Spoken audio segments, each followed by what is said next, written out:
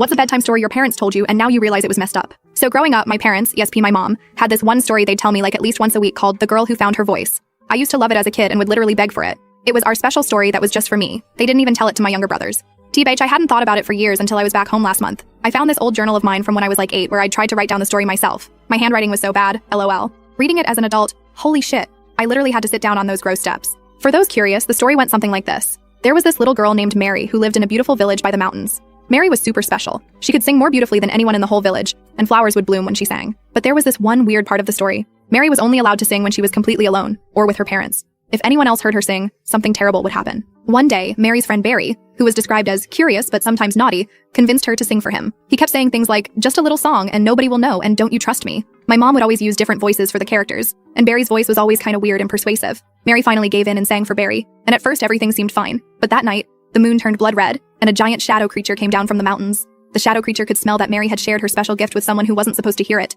The creature took away Mary's voice completely as punishment. She couldn't speak or sing at all anymore. And the worst part was that Barry pretended nothing had happened. He wouldn't admit that he'd done anything wrong or help her. Mary was sad for a long time and all the flowers in the village died. Her parents tried everything to help her get her voice back, but nothing worked. Years passed in the story. Then one day, Mary met this other guy named Jacob who was described as gentle and patient. Jacob didn't try to make Mary talk or sing. He just sat with her and told her stories and jokes. Sometimes they would just sit in silence by the river. After a long time, Mary started making small sounds again. First just humming, then whispered words. Jacob never pushed her or made her feel bad about it. Eventually, she started singing again, but only when she felt safe, and only around people she completely trusted. The story always ended with, and Mary learned that her voice was precious, and that she should only share it with those who deserve to hear it. Not everyone deserves to hear your special song. As a kid, I thought it was just a pretty fairy tale about being careful who you trust. My parents would emphasize the moral about keeping some things private and not letting people pressure me into doing things I didn't want to do. But reading it now, I'm freaking TF out because it's so obviously about sexual abuse and grooming. Like the whole story is basically a warning about predatory behavior and trauma. The part about Barry pressuring her, the punishment for giving in, the long recovery process, finding someone who respects boundaries, it's all there. What messes me up even more is how specific some parts were.